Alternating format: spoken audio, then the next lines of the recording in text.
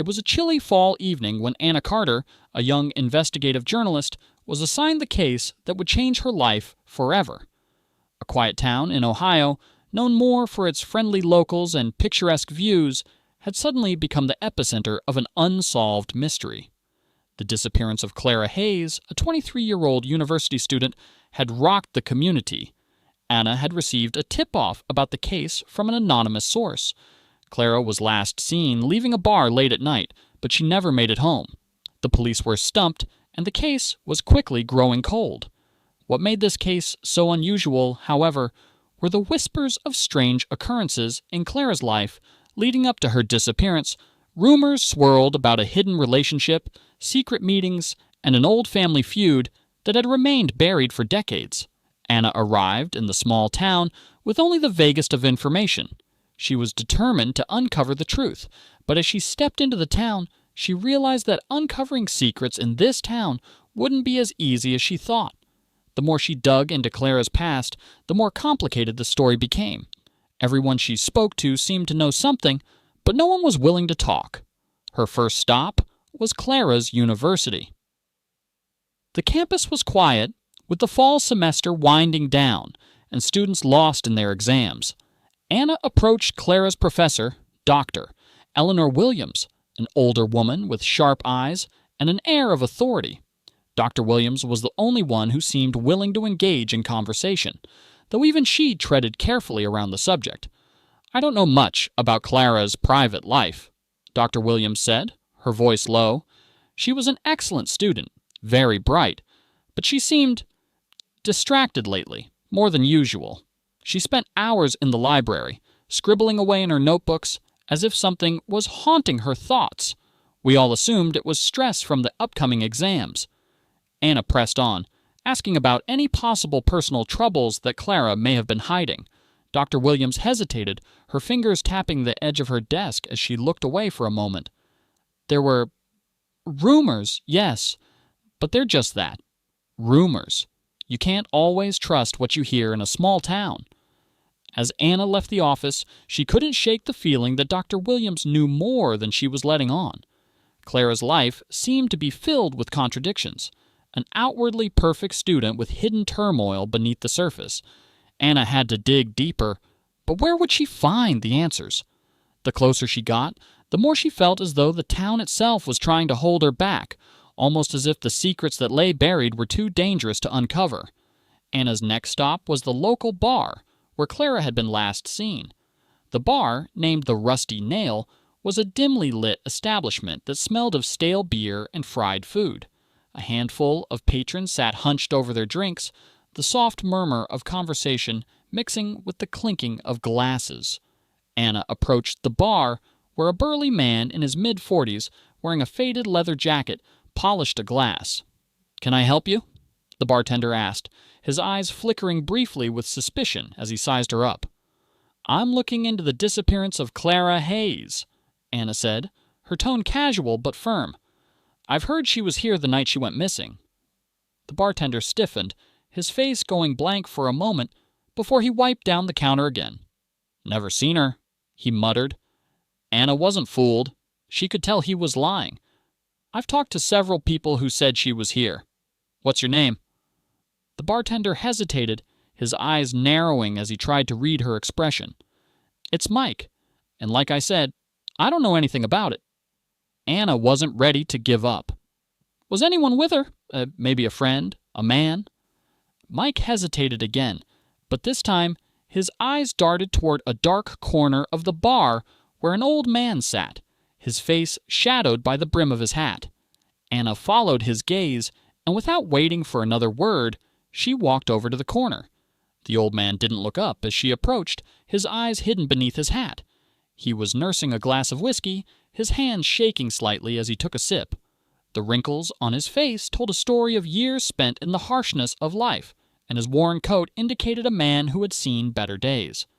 "Excuse me, sir," Anna said gently, her voice respectful. "I'm looking for information about Clara Hayes. I've been told you may have seen her the night she disappeared."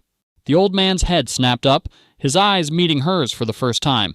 His gaze was cold, calculating. For a moment, there was silence. An uncomfortable silence, as if he were debating whether to speak. Finally, he spoke, his voice low and raspy. "I saw her. She was here all right, but she wasn't alone. There was a man with her." Anna leaned in slightly, her heart pounding. "Who was he?" The old man's lips curled into a thin smile, though there was no humor in it. "I don't know him, but I know he wasn't from around here. He had that look. You know, the kind of look you get when you've got something to hide." Anna's mind raced. A stranger. Someone who didn't belong. What did they talk about? The old man took another sip of his whiskey, his eyes distant as if he were lost in thought. They were whispering, too quiet for me to hear, but I saw her face. She was scared, nervous. Anna could feel her pulse quicken. "Did you see where they went?" He shook his head, his expression unreadable. Number she left with him, though. They went out the back door. Never saw her again after that. The bartender, Mike, walked over, his voice gruff. "You better leave him alone, miss. He doesn't know anything else." Anna stood up, her mind still whirling with the old man's words. She had learned something crucial. Clara wasn't alone that night. She had been with someone, a man who was hiding something. But who was he? And why had Clara been so afraid? As she turned to leave the bar, she caught sight of something odd. A small piece of paper on the ground near the exit. She bent down and picked it up. It was a torn corner of a page, the edges frayed, and on it were 3 words written in bold black ink. "The hidden past." Anna's heart skipped a beat. What did it mean? Was it a clue? Or a warning? As Anna walked out of the rusty nail, she felt a chill that had nothing to do with the evening air. She knew she was getting closer to the truth, but the deeper she delved, the more dangerous it became. She had to be careful. This wasn't just about Clara Hayes anymore. It was about uncovering a hidden history, a history that some people would go to any lengths to keep buried. The next morning, Anna returned to Clara's family home. Clara's mother, Susan, had been reluctant to speak to the media, but something about Anna made her agree to a conversation. Clara's disappearance had shattered her, but Susan had always been the picture of a doting mother. Anna hoped to uncover some small detail that would shed light on Clara's life. Susan sat across from her, her hands clasped tightly in her lap. Her eyes were tired, and there was a deep sorrow in her voice when she spoke. "Clara was always so happy, so full of life. I don't understand how this could happen. Who would want to hurt her?" Anna leaned forward. "I'm sorry to ask, but did Clara ever mention anyone in particular? Someone who might have been a threat to her?" Susan hesitated. "She never said much, but she was always a little secretive the past few months. She started going out a lot more, meeting people I didn't know. And there were times when she'd come home late with this distant look in her eyes, like she was hiding something." Anna's instincts flared. Clara had been keeping secrets, and those secrets were linked to her disappearance. The question was, what were they? Anna spent the next few days digging deeper into Clara's life, trying to piece together the fragments that didn't quite add up. The more she uncovered, the more questions arose. Clara had been living a double life, one that her family had been completely unaware of. The more Anna investigated, the more she realized Clara had been tangled in something dangerous, something that went far beyond a simple disappearance. She began by revisiting the places Clara had frequented, trying to retrace her steps. Anna visited Clara's workplace, a small local cafe where she'd been employed as a barista. The owner, a woman named Lila, had known Clara for years. Lila's shop had been a second home to Clara, a place where she could escape her troubled thoughts. Lila was cleaning the counter when Anna walked in, her usual friendly demeanor replaced with a wariness that Anna hadn't seen before. "Can I help you?" Lila asked, her eyes darting around as if checking if anyone was listening. Anna approached her carefully. "I'm looking into Clara Hayes' disappearance. I was hoping you could tell me more about her, about what she was like in the months leading up to her vanishing." Lila sighed, rubbing her temples. Clara was different, especially near the end. She was distant, distracted. She'd talked to herself a lot, like she was trying to convince herself of something. She also started wearing those strange clothes, darker colors, something that made her look older. It wasn't like the Clara I knew. She'd always been so bright, so full of energy. Anna's mind raced. Something had changed in Clara. But what? Did she ever mention anyone? Someone who might have caused her distress? Lila hesitated before speaking, her voice dropping to a whisper. There was one man. She didn't talk much about him, but I remember the way she looked when she mentioned his name. Her eyes. It was like she was terrified. I think his name was Frank, or something close to that. Frank. The name echoed in Anna's mind. It was the same name that the old man at the Rusty Nail had mentioned in passing, though he hadn't provided any details. Clara had been afraid of him, and it was clear that Frank had something to do with her disappearance. Anna thanked Lila and left the cafe, her thoughts spinning. She had a lead, Frank, but it wasn't much to go on. She needed more. Her next stop was the local police department. Anna knew that time was running out, and she needed access to the case files. Detective Harris, the officer assigned to Clara's case, had been relatively unhelpful, but Anna hoped to find some connection that hadn't been explored yet. She sat across from Harris in his cluttered office, the faint scent of stale coffee hanging in the air. The detective didn't seem thrilled to see her. "I'm not sure what else you think you can uncover that we haven't already," Harris muttered, flipping through a file on his desk. Anna wasn't deterred. "I know there's more to this case than you're letting on. Clara didn't just vanish without a trace. There are connections you haven't explored, and I think you're missing something important." Harris rolled his eyes.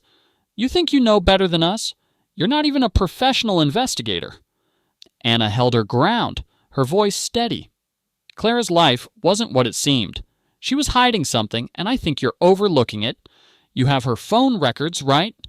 Harris paused, then nodded reluctantly. "Yeah, we've got her phone. It was wiped clean before she disappeared. Whoever took her made sure there were no traces left." Anna's pulse quickened. "I've heard about that, but there's got to be something, anything, that might help us find her." "Fine. You want the phone records?" Harris slid a file across the desk, then pointed to a set of numbers. "This is all we've got. Calls to an unknown number, mostly late at night.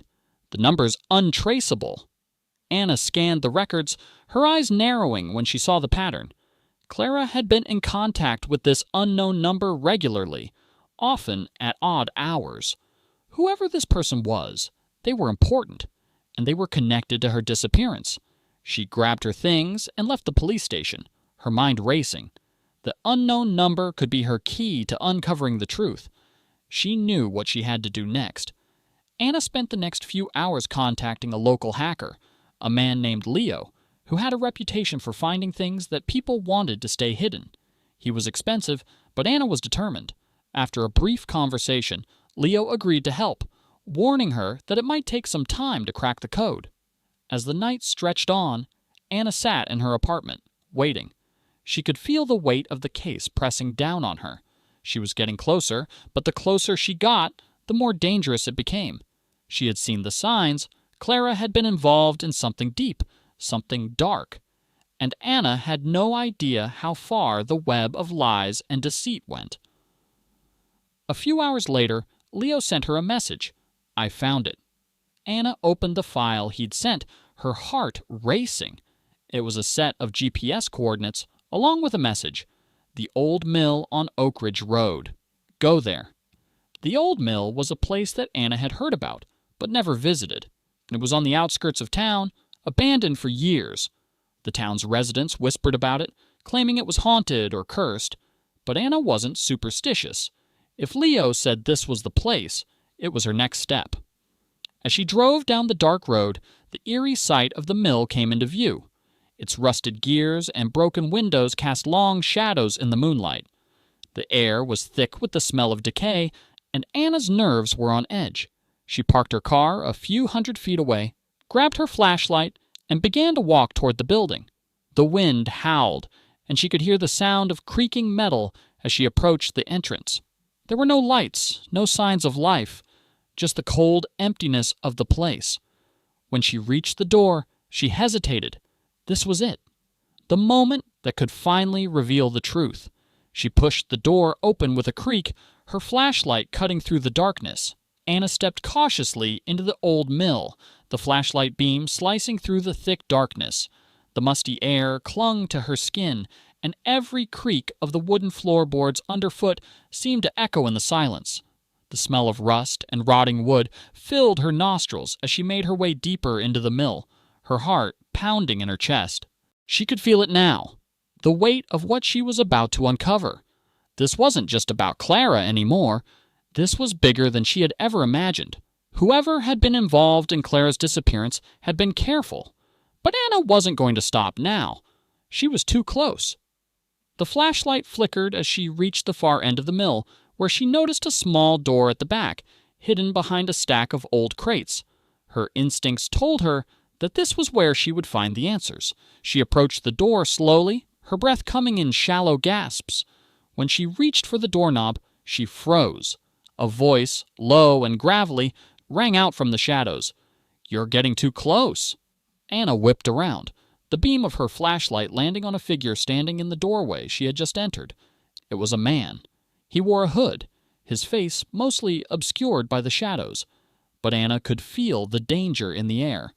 This wasn't someone who wanted to talk. "I suggest you leave, Anna," the man said. "You don't know what you're dealing with." "How do you know my name?" Anna asked, her voice steady despite the fear creeping up her spine. "Who are you?" The man chuckled, a sound that sent chills down her spine. "You think you're the only one searching for the truth? Clara was never meant to be found, just like the others before her." Anna's mind raced. Others before her? What was he talking about? The man stepped forward, his figure becoming clearer in the dim light. As he moved closer, Anna's breath caught in her throat. It was Frank, the same name that had appeared in Clara's records, the same name that Lila had whispered in fear. But Frank wasn't who he appeared to be. "Clara," Anna said, her voice barely a whisper, "she knew you, didn't she? She was afraid of you." Frank's lips curled into a twisted grin. "She wasn't afraid of me. She was afraid of what she would become if she kept digging, just like you." A cold realization hit Anna all at once. She had been playing right into his hands. "You see," Frank continued, "Clara wasn't just a victim. She was part of something much larger. She was investigating the disappearances, just like you, but she went too far. She found out too much, and now you're on the same path." Anna felt a chill settle in her bones. She had been tracking Clara's movements, but she had failed to see the bigger picture. Clara's disappearance wasn't random. It was deliberate.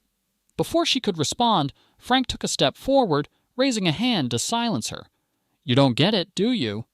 This town is cursed. People disappear and no one talks about it. But those who dig too deep end up like Clara." Anna took a step back, her mind reeling. Clara was part of this? She wasn't just a victim. She was a threat. Frank's eyes glinted with a dangerous light. "And now, you're a threat too." He reached into his pocket and pulled out a small device. Anna's heart skipped a beat when she recognized it. It was a remote detonator. "You think you're the only one with connections, Anna?" Frank sneered. "I've been watching you from the moment you started asking questions. You're in too deep. And now, you'll join Clara in disappearing." Panic surged through Anna as she realized what was happening. She had walked right into a trap. Frank had orchestrated the entire thing. The missing people, Clara's fear, the unknown number. It had all been part of his plan to lure in the curious, the nosy. People who threatened to uncover the truth would never make it out alive. But just as Anna thought it was all over, a noise echoed from behind her. A car engine. Anna turned quickly, her heart racing. The sound grew louder, and she saw headlights appear through the mill's broken windows. Someone was coming. Frank's eyes widened, his grin faltering. "No, it can't be," he muttered under his breath, his gaze darting nervously. Anna didn't hesitate. She turned and ran toward the entrance, her legs pumping furiously beneath her as she sprinted through the dark mill. Frank's voice rang out behind her, filled with fury and desperation. You think you can escape? You're not getting away, Anna." The car was closer now, its headlights cutting through the darkness. Anna could see the silhouette of a figure in the driver's seat. As she reached the door, she burst outside, nearly colliding with the car as it skidded to a halt. The door opened, and a familiar face emerged. It was Detective Harris.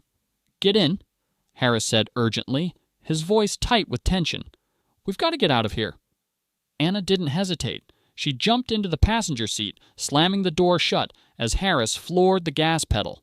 The car shot forward, tires screeching as they sped away from the mill. Anna looked back, but Frank was nowhere to be seen. He had vanished, just like the others.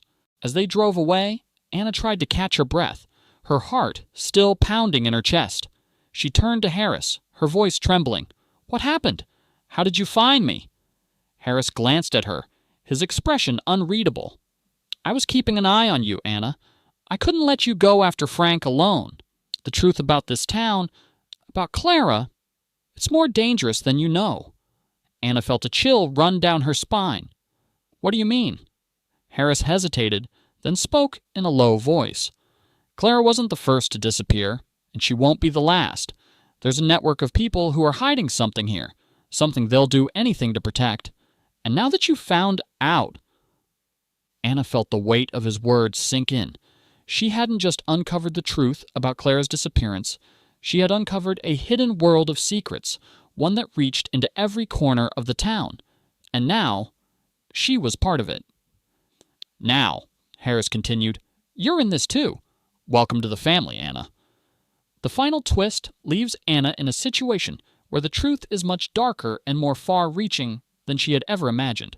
The very people she trusted are now part of the conspiracy, and her investigation has led her into a web of secrecy that she might never escape.